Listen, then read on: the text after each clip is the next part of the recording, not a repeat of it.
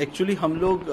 Schools में बच्चों को 3D प्रिंटिंग, एआई इन सब की ट्रेनिंग्स कराते हैं और उसको फिर क्योंकि हमारे पास 3D प्रिंटर थे तो हमने बहुत सारे शील्ड्स बनाए और उन शील्ड्स को तैयार करके मैंने और मेरी फैमिली ने मिलके घर में इन सबको तैयार करके बहुत सारे offices, police office, DCP office, SPG, इन सब जगहों पे हमने डोनेट करा। तो एक फाइल बनने में, एक शील्ड बनने में अप्रॉक्सीमेटली 1 आवर लगता है उसके बैंड में।